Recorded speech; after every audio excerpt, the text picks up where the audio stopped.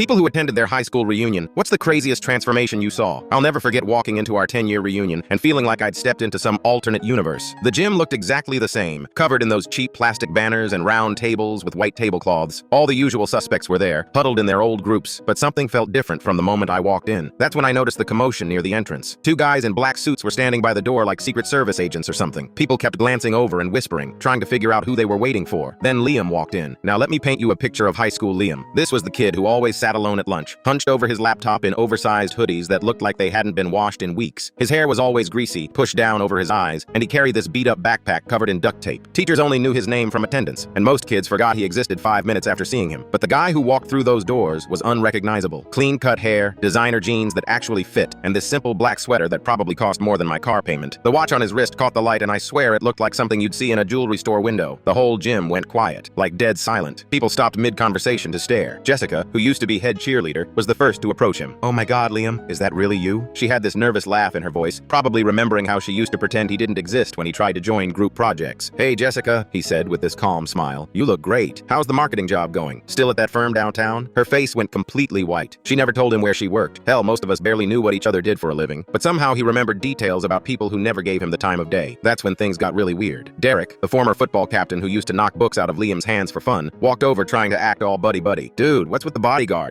You famous or something?" Liam just chuckled. "Something like that. Remember when you used to call me a computer nerd? Turns out that actually paid off." Word started spreading fast around the room. Someone's cousin worked at the Pentagon and recognized Liam's name from some classified contracts. Another person found articles online about his company selling to the Department of Defense for almost $2 billion. $2 billion, with a B. The craziest part wasn't even the money, though. It was watching him work the room. He remembered everyone's names, their siblings, what they were stressed about senior year. He walked up to Katie, who used to get panic attacks during math class, and asked how her anxiety was doing now. He knew Mike's parents had gotten divorced junior year and asked how his mom was handling things. These were people who treated him like furniture for 4 years, and he was being genuinely kind to all of them. But then, he spotted Tommy near the punch bowl. Tommy was the worst of the bullies. The guy who once shoved Liam into a locker so hard it left a dent. Tommy looked like he wanted to disappear into the floor. Everyone held their breath, waiting to see what would happen. This was the moment for payback, right? The perfect revenge story. Instead, Liam walked over and said, "Tommy, good to see you. I heard through the grapevine you're having trouble finding work since the factory closed. My company's always looking for good people in logistics. Here's my card." Tommy's hands were shaking as he took it. "Liam,